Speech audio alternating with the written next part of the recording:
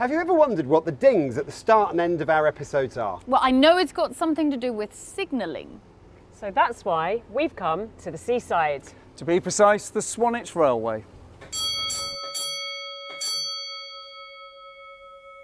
Series 4, Episode 1 of the Hidden London Hangouts. We're still here, fighting fit and ready to explore with you. My name's Alex Grundon. We've got some amazing stuff to go to at this beautiful series in our existence. And I don't do this alone. I have 4 amazing friends who are experts in their own field from the London Transport Museum to guide us through whatever we're talking about. And today, you'll need your bell. Christopher Nix, hello. Alex, we're here for season 4, isn't it great? And I've pulled out this mug today, which I really wish that I'd had the foresight to bring out for that episode in season 3 where we did the Rainbow Tunnel. But there we go, a nice old school natural history mug from our shop.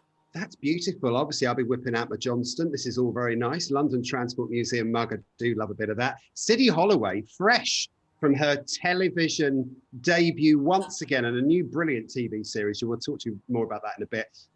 You were amazing on television, Sid. I'm loving this new series.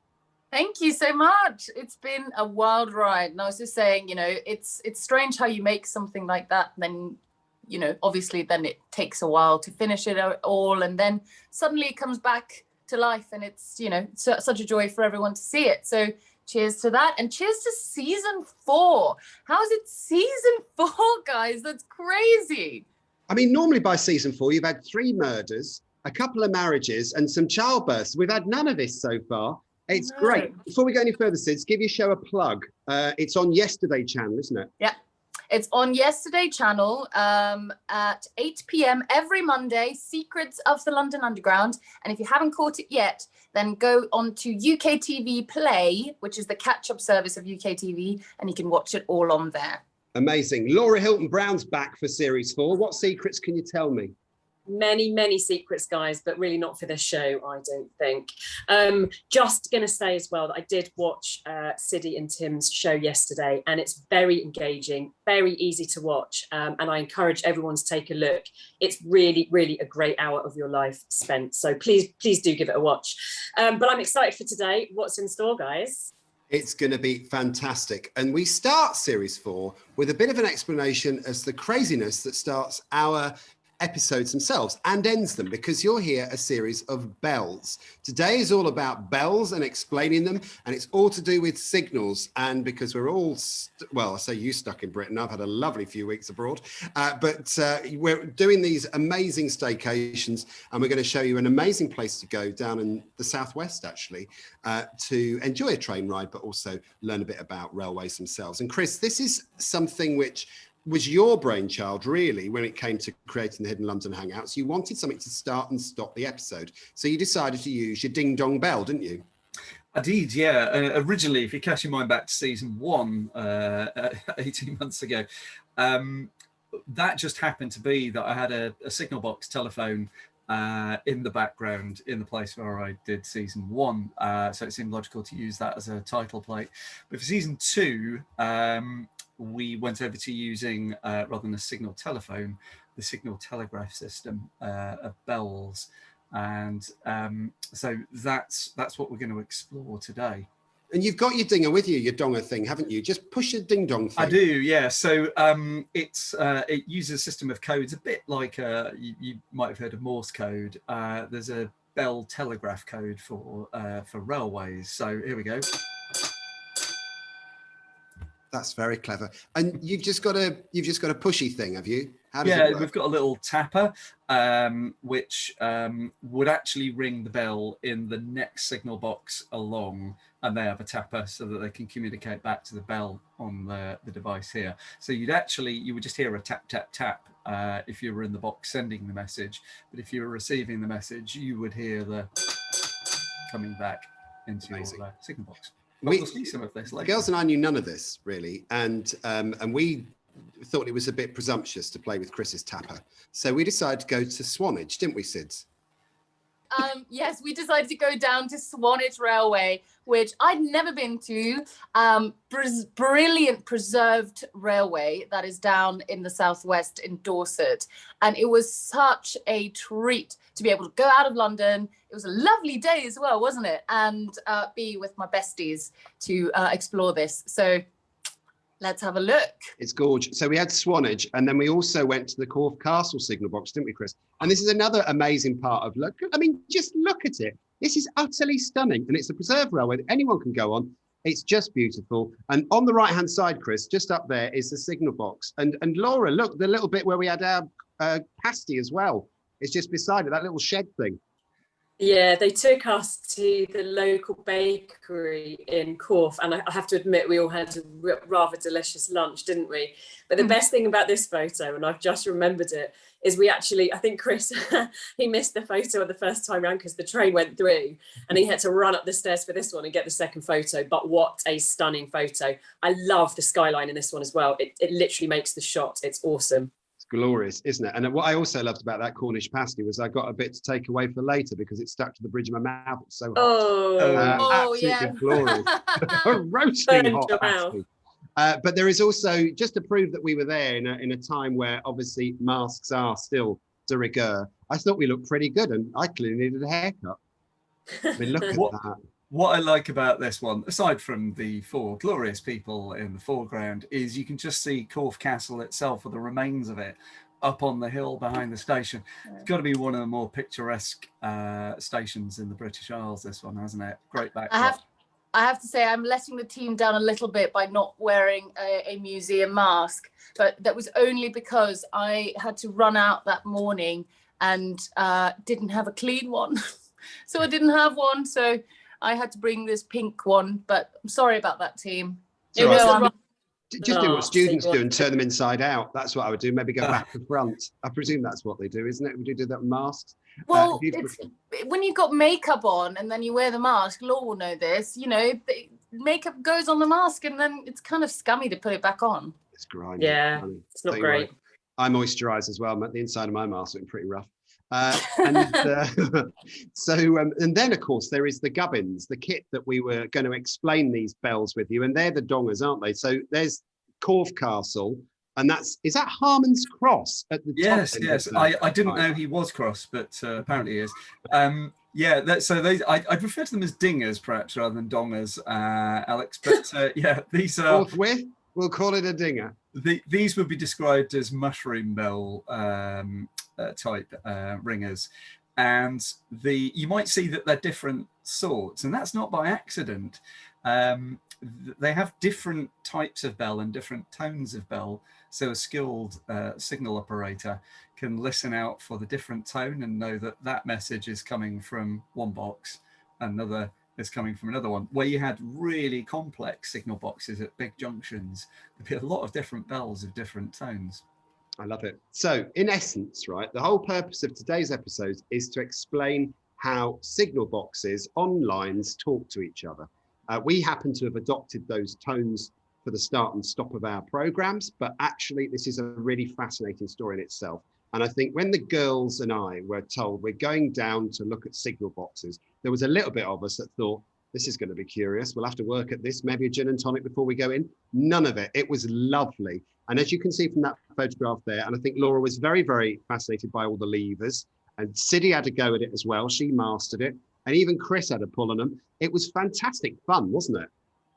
Yeah, it was. I mean, I didn't do well, I would say the thing is, we'll see this probably in a minute, but I watched you do it and you were very good, Alex. Wow. And then I pulled, typical me, went in with a lot of force because I wanted to do so good. And the thing is, you have to sort of negotiate those levers, don't you? And then Law and Chris were a little bit better than I was. Apparently the trick is to release your grip, isn't it? Just slightly. Who'd have thought it? I did the thing of making sure I went left because, of course, I was filming, but I had the advantage of watching all three of you do it, and the marvellous Richard, who actually operated the box. So, yeah, I had the easier job by the time it came to me. Momentum, I think, and a pause was key to it. But I'm going to keep that bit of film for our hang-up, actually. I think our Patreons would like to see that. So in addition to our Hangouts, if you're new to this, we also offer a service which allows you to put a bit of cash into the museum's pocket via Patreon. And you can subscribe to our service, which is all pretty cool. And so that's a little addition, but it means that there's extra footage that is not provided for free. So it's all cool. We need to show you this lovely example of how these signals work with bells. And so here's our moment to shine in 2 signal boxes in Dorset.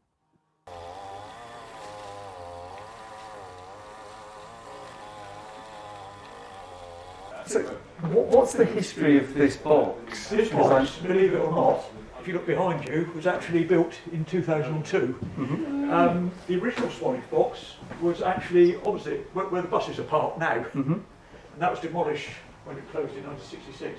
So this was rebuilt or built from scratch by the railway, and opened in 2002. The box itself has been built in the style of the box that used to be over there, but it's actually longer. We've got more levers. They managed to do 22 in those days. We've got 40.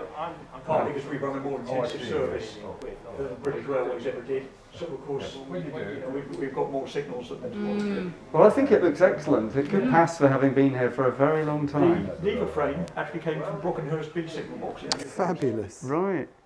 That's And all fantastic. the instruments, they're all, have been salvaged from other signal boxes. So virtually all the equipment is actually is original.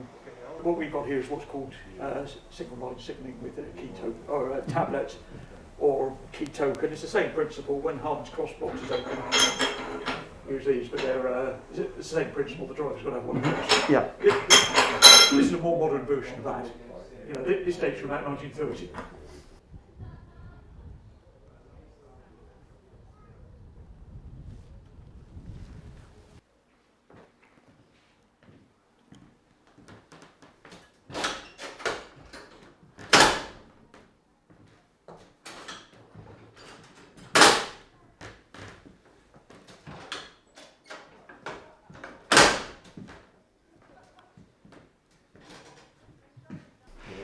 And your system of dings, the codes that you use, what will we hear when you're being asked if the train can come into this section? They'll send me one bell for call attention, make sure I'm here listening. Mm-hmm. I send one back, yes I'm here, I'm awake. He will then send, in this case, 4 bells, which is the code for is the line clear for an express passenger train. Different types of train have different codes. Mm-hmm. I will, if the line is clear, I say yes it is, I send 4 back. On the last beat I hold in on the button. That allows the signalman at Corfe Castle to take a tablet out, slides out at the bottom here. And that is he will then pass that to the driver, his permission to be in the signal line section of the Swanage. Thank you.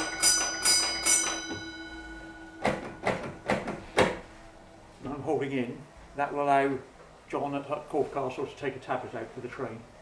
And what's the tablet? The tablet is a circular disc about that diameter, which is the driver's permission to enter the section. On a single line railway, the driver has to carry that as his permission to be in the single line section as a way of preventing accidents. So if you've got one of those tablets, Yeah. you can travel, You can basically. travel, that's right. And if you haven't got one, you can't go into that bit of track. Well, not normally, no. Okay. No. And although there's a whole stack of those tablets in there, I couldn't take another one out now, nor could John. Okay. Interesting. So this is like your little comms machine. Yeah, that's right. Yeah, this talks to the machine. There's an Yeah. equivalent machine to this at Corfe Castle, which you'll see when you go in the box there. And that will allow, or when he takes a tablet out, that locks a section, and he's showing there a tablet out for a down train. So there's a train coming towards me. So just talk us through what actually happened, because we heard a ding to begin right. with. Yeah, the bell is actually up there. And that Okay. was- when Corfe plunges on his machine there, it rings that bell. When I plunge on that one, it rings the bell at Corfe. So the one ding that we heard, That was basically Corfe saying, call attention. Basically, I want to send you a message, wake up. hello, Hello. Yeah. Stop drinking tea, time That's it. to Yeah. work. That's it, yeah. look sharp. That's it. I send him one back saying, yeah, I'm awake, I've Yeah. heard you, okay. He then sent me 4 bells, which is the code for, is the line clear for an express passenger train? I sent 4 back to say, yes it is. On the last beat I held in my Your button. button here, which allowed him to withdraw a tablet. The tablet. From here. And that tablet is then given to the driver But the driver was to allow him permission to come into the track. towards Swanage. Towards that's right. Swanage. Yeah, that's it. And also, that the action of him taking a tablet out releases his signal. Isn't that fascinating? It's amazing, isn't it? And all this comes from just dings on a bell, really. Well, that's all we hear. Yeah, yes, because obviously when you send the bell, you're sending electrical signals as well. So that button there, that's not just a ding-dong thing. That's also to give you access to your filing cabinet as well. It's all connected inside, yeah. That is just incredible. There's a bit of good Victorian engineering here. It's fabulous. As I said, this machine was this and its friend at Corfe were actually used to signal trains between Swanage and Corfe for about 1895, I think it was, until the Swanage box was closed in 1966. Sensational. And we've managed to get them back. They're still doing the same job again 130 years later. And how long have you worked here, Richard? Oh, I've worked on the railway for about 6 years. Wow. Yeah. You look very smart. Thank you. Very, very Very smart. dapper. And I like your clean tea towel as well. Yes. That's a duster. Is it a duster? Yeah, because these are all steel, so you don't get sweat on them. So you just clean them up all the time? Always wondered why they were so shiny. Yeah. So, So yeah, what is this? and This is obviously the lever frame, which Yeah. works the points and signals. So the black levers work points, Yep. where the train's direction of They the can train. go Yeah, different that's it. ways. Yeah. The blue levers are what are called facing point locks. So these lock the points in position to stop them changing under a train. Yep. Okay. So they aren't just shunting it any Well, old way. Yeah. It's an interlocking. Yeah, Yeah. it's a safety system. And the red work the signals. Right. The dials up here. Some of the signals we can't see from here Yeah. because they're too far away. There's a road bridge in the way, drops you. Yeah. So we have these indicators up here. That it's gone off or it's Yeah, on. as You you know. see, it's all showing on at the moment Yeah. because the signals are on, Got you. which means they're horizontal. Yeah. Yeah. Okay. So we've got also because we've got electrical detection on the points here, which tell you whether the points are in the right place or not. We've got for the points. We've got an indicator that tells you whether they're normal It's or all reversed. reversed. Got you. Okay. So when the train comes now down from Corfe, do you have to do anything with these lever frames, or are they all set in The the right points are place? set correctly, but Yeah. I'll have to pull the signals off for him once I know he's coming. All right. So which signals are you going to have to pull? Well, right. So the train will be coming down here. Yeah. Thurston. So we passes the distance signal, which is fixed at danger. Yep. Right. Then there's the home signal, number 1. Yep. We then come to this one, Number Well, 2. which is the inner home. We need number 2 for the main line. Yeah. But before I pull that, there's a route indicator on there, which needs to be set first. That's number 5. Got you. Do And you need that to? actually tells him he's got the route set through into number 2 platform. Fabulous. Also, because he's going to pass 2 shunt signals here at danger, we can't have that, so we pull those off as well. So I have to pull 19 and 25.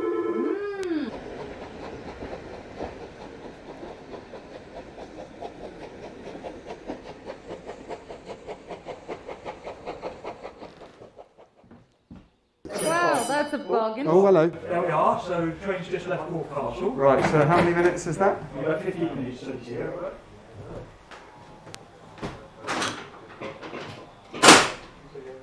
$25 to 19, which are the 2 shunt signals I mentioned. Number 5, which is the route locking lever, and also it sets the number 2 and the route indicator on the signal out there. Number 2 is the inner home. Look at the indicator. There we are, it's telling me it's off. And now we do the same with it. Oops. For this one. I feel like this keeps you pretty fit, Yeah. Richard. They don't look easy to pull. There's some are harder than others. The points are actually the harder ones because you're moving them. Yeah. You're moving a whole Yeah. bit of rail. Yeah. Well, you can say that you're guaranteed to pull in Swanage signal box. There you go. Way.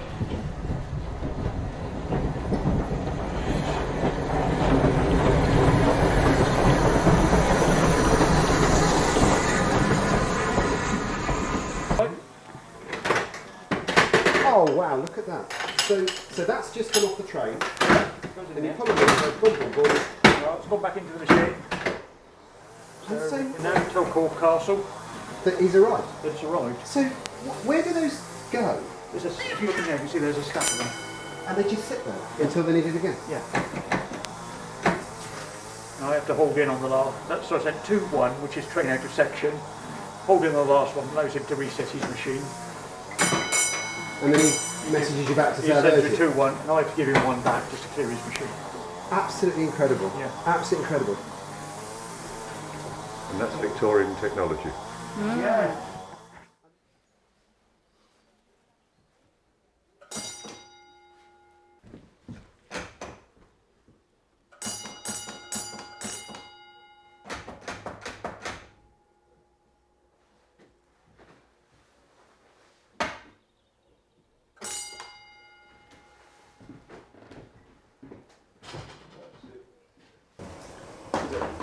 This is the tablet that is going to be the permission slip for our train that we're about to get on to go into the tracks up there, the main line, up to Corfe Castle. That's pretty cool, isn't it? And I've touched it. Fantastic.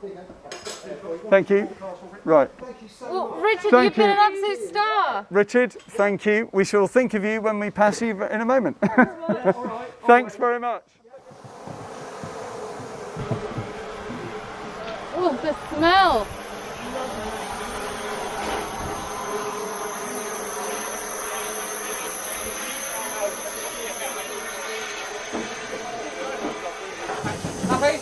Yeah, we're just taking it.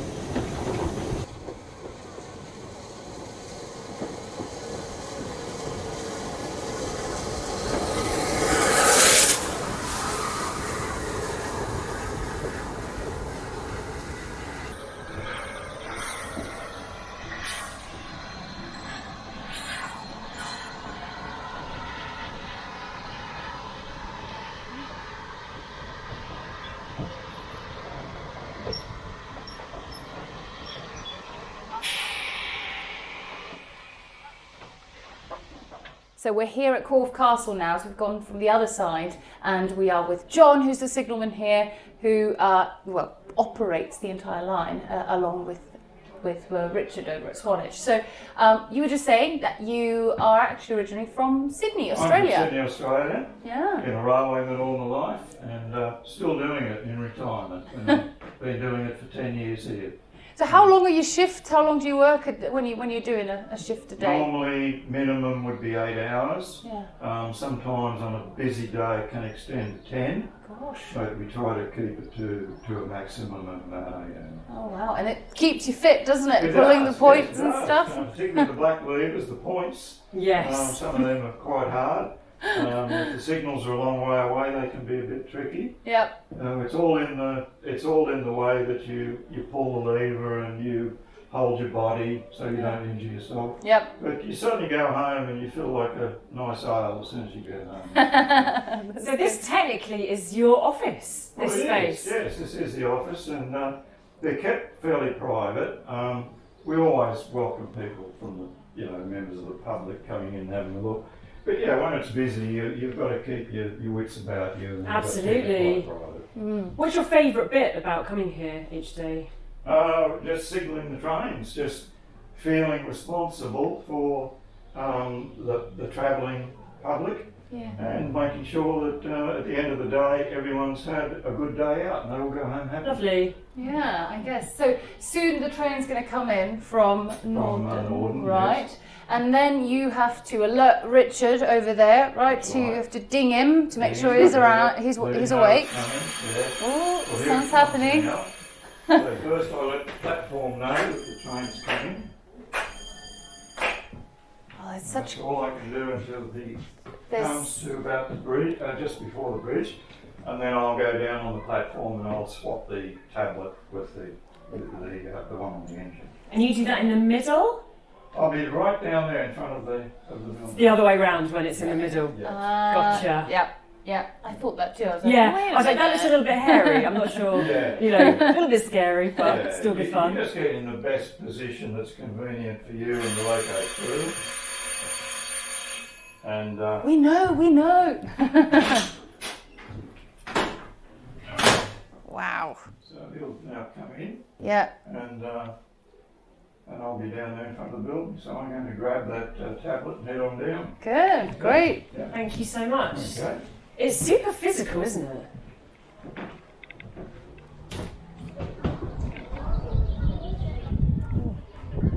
The swapping of the purses is what we would call that, but it's not a purse. It's a Tablet. It's a tablet, but it sort of looks like it's got this long round thing because, of course, they have to reach.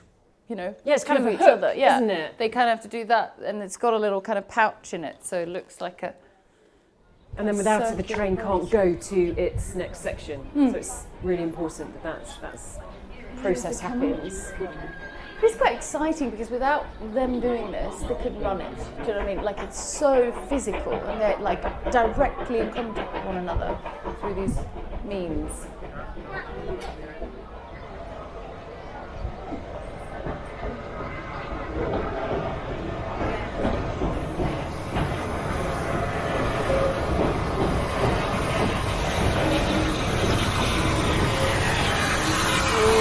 That was smooth.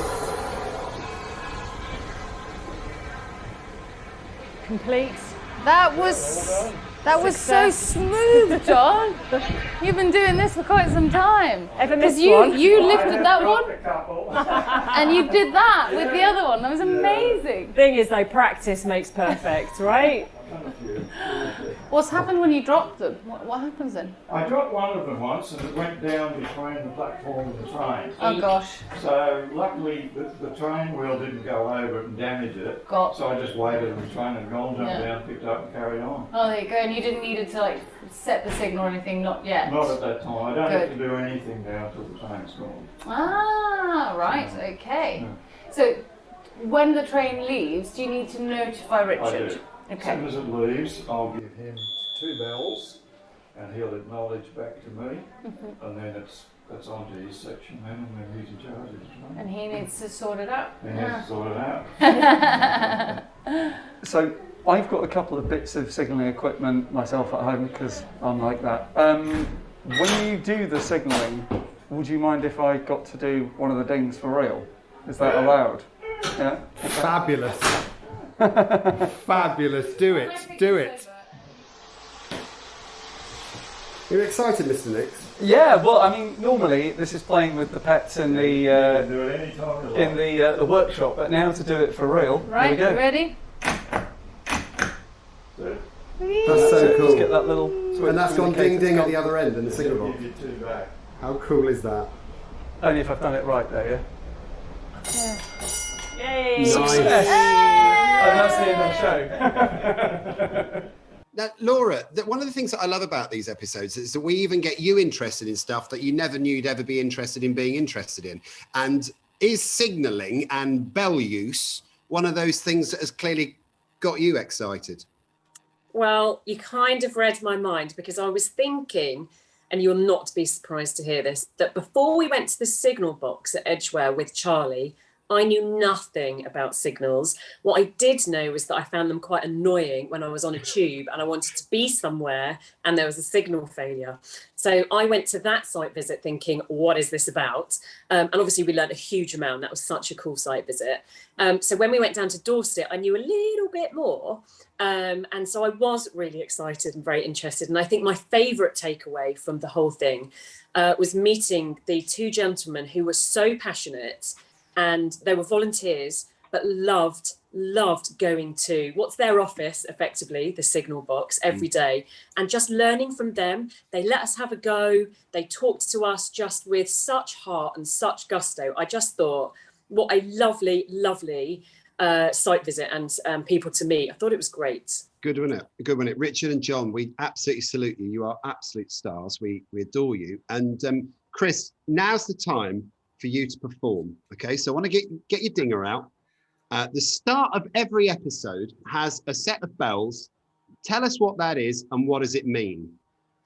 So the bell code that we use is slightly different from the ones that we saw being used there. There's a couple of reasons for that. One, they're operating a single track line. That piece has always been a single track line, so there's only ever one train going in one direction at once. Ours is based on a line where you'd have a line in either direction, so you wouldn't be using that tablet system. They also, because they're using a very, very fast class of locomotive, they use a bell code for an express train, which, if you remember from the clip, was 4 dings. So it would be the code for an express train. Ours is used for a stopping passenger train, which is a 3 code. So, of course it is. Okay, so you get the 3 and a 1 means a stopping train. And then at the end of our show, when our line is clear, as it were, we use the code for line clear, which is a 2. So you get the 2 and a 1. So that's it. It was just a little nod to those people who know. And about 3 people, when we first, at the start of season 2, immediately in the chat went, oh, it's bell codes for signals, and got it. And I should say a thanks to the person who's become my signalling and signal telephone mentor over the last few years, Stephen Tull, who's at Severn Valley Railway at the signalling museum there. For all his help in getting my kit up and running and being able to use it for the show sound effects.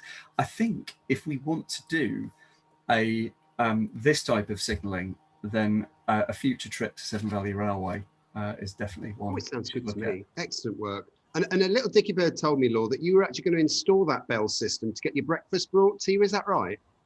Well, yeah, mornings are a little chaotic in Casa Brown. Obviously got 2 small children, so anything to get them to get a wriggle on, and they would love a little bell system. So yeah, might do that. Can't imagine anything less irritating than a load of kids playing with your bell. That would just an be alarm wonderful. and then bells. I have to say though, that was precisely why I bought these. They are actually just, because I have a set of them behind me just there. They are there to indicate between me and Helen when we're making a cup of tea, and just I love it. Kettle on, it's brewed and it's coming. You could also just text one another, but you know. That's so now, Siddy. Come on, live in the beauty of the old school systems. Fair enough. Fair enough. I just love Siddy. What I did like though is how how excited, Alex, you got when you were allowed to maybe do a little bit of a dinger in the signal box too. It's like 4 little children, wasn't it? As soon as you were allowed to press a button that made a noise. It's funny, nobody will be in any way surprised that I got excited playing with a bell. Now, what I thought was really lovely was while we were down there, we met some really amazing people. And one of them was a guy called Randy. And the first time I shouted his name across the platform, Laura said to me, "You can't call him Randy. His name's Andy." I said, "No, it's Randy. It's Randy because his name's Randolph." And he was lovely. Randy looks after a lot of the money that comes into the Swanage Railway, and he looks after fundraising, and he's just this wonderful, calm influence. It was a delight to talk to, and has quite a life, actually, as you'll see.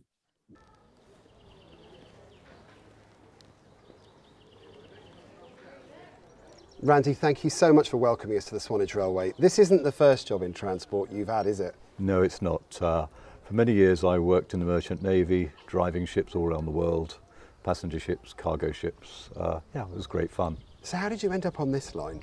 Oh, well, that was a holiday. We were on holiday here and we were standing right here on the platform looking up at the signal box with my wife, and she said, "Oh, I'd like to look in the signal box," and we asked the porter.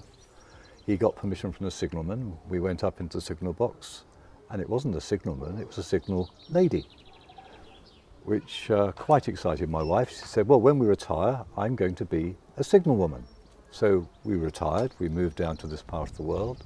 She is now a signal woman, I'm a signal man, and we both work on the railway as volunteers. I love it, I love it. And of course, in addition to the signals, you also look after the money for this line. And it must have been quite a challenge during COVID to make any money at all, did you? Yes, it was a challenge. My job as a trustee is to raise funds for the railway. So when COVID came, the railway just stopped. We had no income, but we still had expenditure because you can't just close a railway down. You've got to keep it going, you've got security and many other things. So we had to find a way of keeping going. We started an appeal.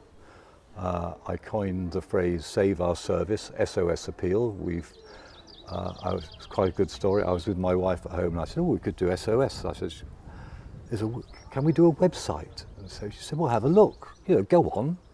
And I went on to one of the website providers and there was SOS appeal available. So we bought it, we opened the appeal, and we raised £360,000 in a year. And it's amazing because I follow you on Instagram, yeah. And the pictures that you put up are beautiful, but I followed that and I was so impressed by what you managed to do. It's very similar to us in the London Transport Museum. We're amazed by what we've managed to do for the museum just with these Hidden London Hangouts. Through the summer though, you are open and you're going to be welcoming passengers as you've done with us today. What's the best way to find out about what you do? Is it via the web? Yes, go to our website, swanageRailway.co.uk. You can book your day on the railway in advance. If you can also book by coming to the station, although sometimes on popular trains there are long queues and sometimes the trains get fully booked before they leave. But it's always on Facebook and it's on Instagram, so we always keep everyone advised of what's going on. And it's beautiful. I was just saying to the crew, this is such a beautiful line to travel on at night or at dusk, because all the stations are lit up so subtly. It's beautiful, and the trains are dimly lit, and it's absolutely gorgeous. So, I'm a massive fan of what you do. Good luck, and I hope it works out this summer. I hope you make loads of money. Thank you very much. Can I just say, by the way, one last thing, because I have to give you this. These are the amazing masks, as you were saying earlier about the awful masks that we have to keep wearing. Yes. These are possibly the most comfortable masks I've ever worn, and they're a gift from us to you for looking after us today. So Alex, thank you so that's much. great. Thank you very much. I will treasure them and I will wear them. And good luck. And I won't lose them. Thanks.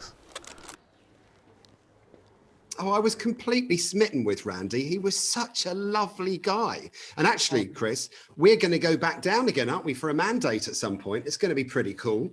Indeed, and I think Randy's going to escort us around again. Definitely worth another visit. And I think they've done an amazing job in surviving through lockdown. Lord knows, working at a museum, we know how hard it's been to get through that period. So if this is in any way whetted your appetite as a viewer, then please do support the Swanage Railway and go and visit. It's a lovely day out. It's beautiful. And it's not just the railway. There's a lovely little museum down there, isn't it, Sids? Yeah, there is. And we got one of the volunteers to take us round it a little bit. It's just so lovely to see what they've made of the site, because they're all volunteer based. They're all, volunteering for the railway, and they've just done a lovely job of it. Well, we had to, of course, come and visit a museum on this trip because we are, of course, museum folk. And so, Heather, you know this museum better than most. Thank you for allowing us in here and to come and see your domain. I have to say I was attracted in by some very familiar roundel-shaped things in the corner over here. So it's nice. Target signs.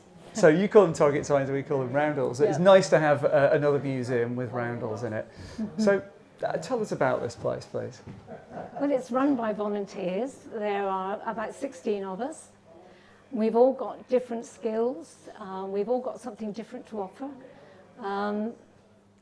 From archiving to graphics to, all sorts of experience on railways in the past. And we put in different amount of hours, but generally it's 1 or 2 days a week for all of us, except now when we're having to do front of house because of COVID, we're having to put in more hours than we normally do. Wow. And what have the volunteers meant to the railway and to the museum? It's been its survival.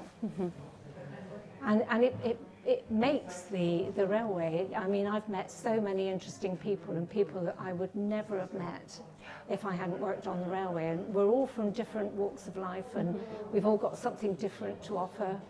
And you learn a lot of skills. Absolutely. I didn't know anything about museums, and I certainly didn't know anything about railways, but it's been a big learning curve and an interesting one. And what interested you? What brought you into it in the first place? I was asked if I could use a computer and whether I could print photographs from a computer, and they needed help in the museum. So I said yes, I could. Yeah. And then it's just developed from there. Gosh, and so you started in 2006, is that right? Yes. And it's going to become this. I mean, but you said earlier, of course, the survival of this line is largely due to volunteers as well. Absolutely, yeah. I think there are approximately 500 volunteers and about 40 paid staff. So it's quite a large undertaking by volunteers. It's a big proportion, isn't it? And I know you've got a fantastic cinema and a carriage which shows how all of that effort of the volunteers has translated into rebuilding this line over 40 years. It's an incredible story. Just sheer determination and hard work. So finally, what is your favourite part of this railway and working here? I suppose I have got a very strong affection for Corfe Castle Station. Yes. The station itself. It's got a lovely atmosphere. The people here are lovely, and you've got an amazing you've got view an as amazing well. view. I mean, that's just great, you've got isn't the it? castle, you've got the ridge, you've got wildlife. Yeah, it's a lovely station. Yeah. Great. Well, thank you so much for letting us come and invade for the day, and My pleasure. to have a look around this incredibly rich collection that you've got here. Yeah, my pleasure. Everything about that little railway line is beautiful, and there's something very stunning about evening trips on that railway. But whenever the sun's out, you just get the rolling hills of Dorset passing you on these beautiful old, stunningly upholstered trains. And there's diesel trains down there if you're into smoky diesel trains, but there's also steam, and there's something lovely about it. I mean, I'm far more of a modern boy, but even I like a steam train journey sometimes. Being served a cup of tea on a train is so lovely. And Laura, there is something about the golden age of steam that is just truly romantic, isn't there?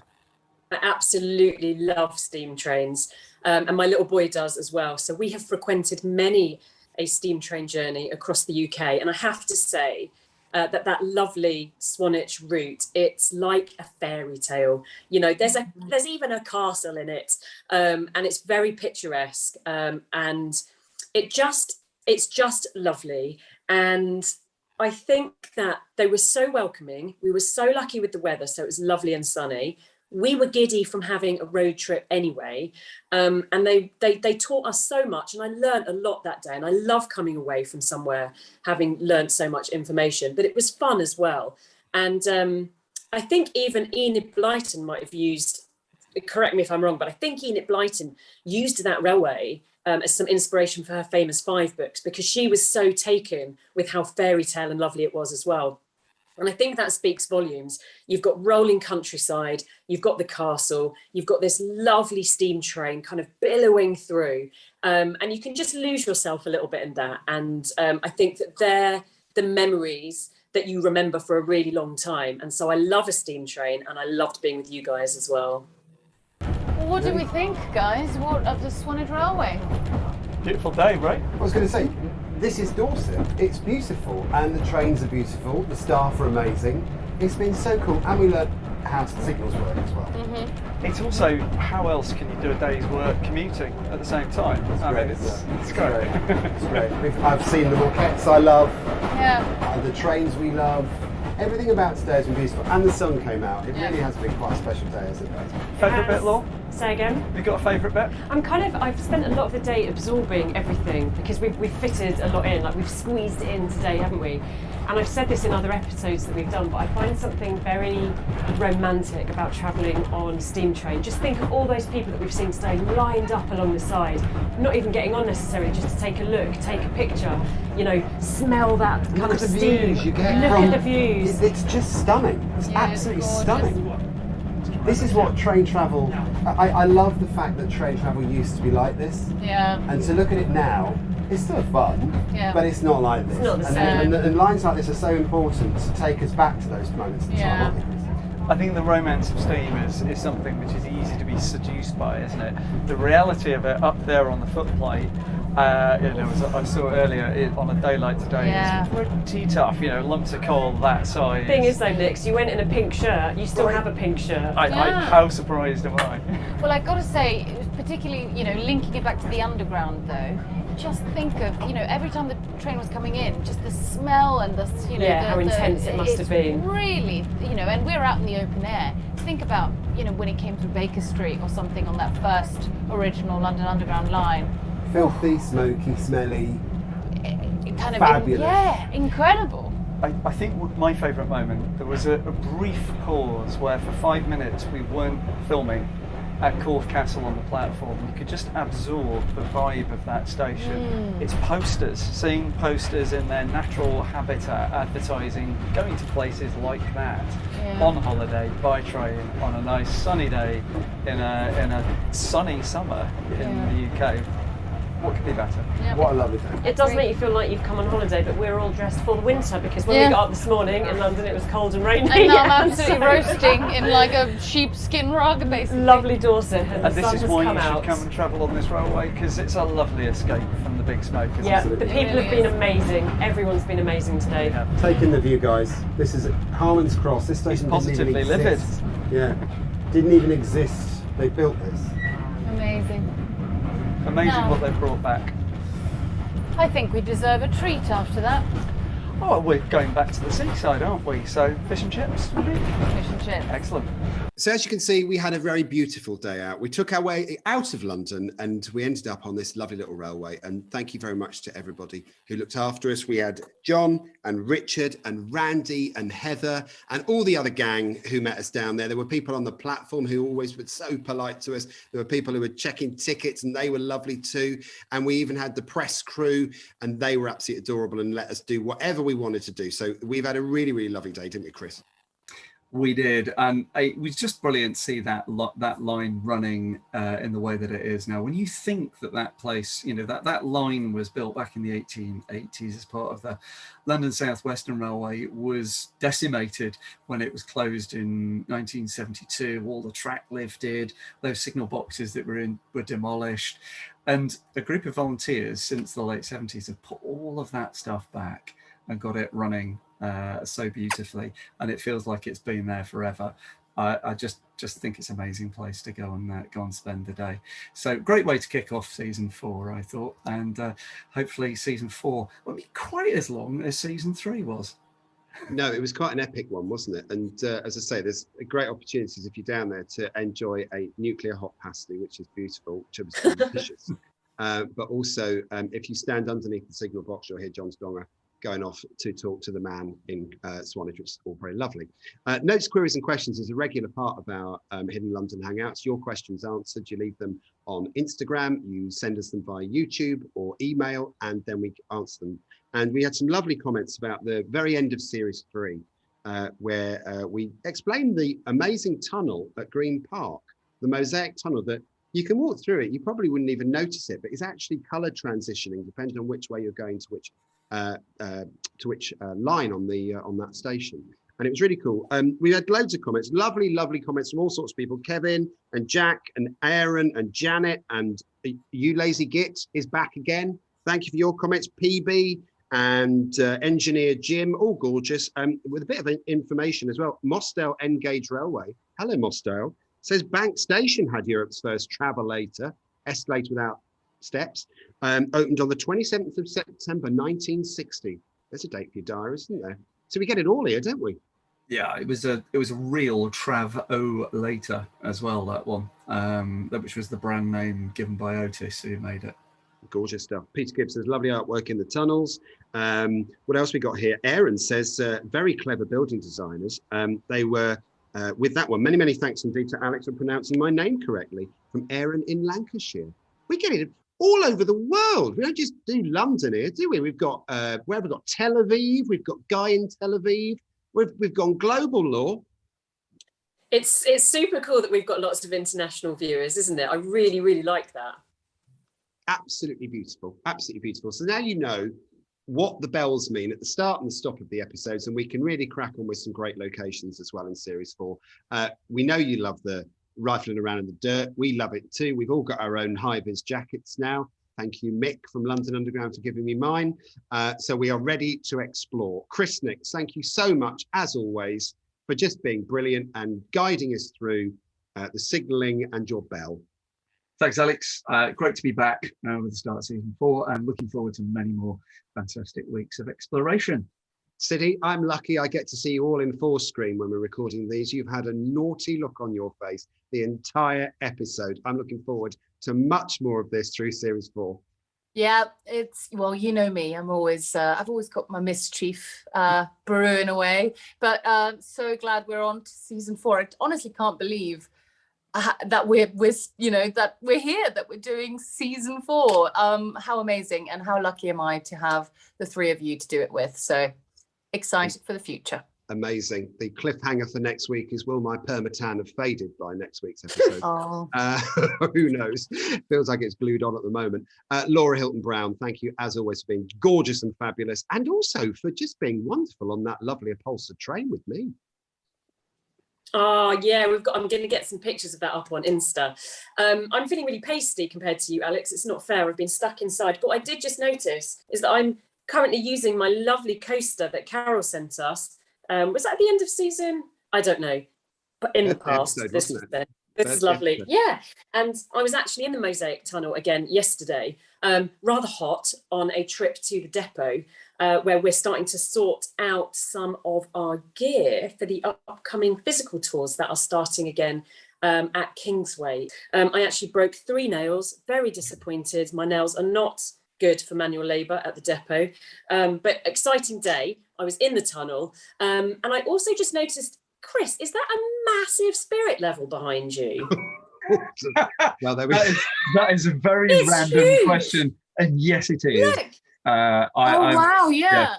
Wow. It has been lent there for, I think, all of season 3 that was sat there. No. Yeah. I think one person did ask me in the chat, what's the big project?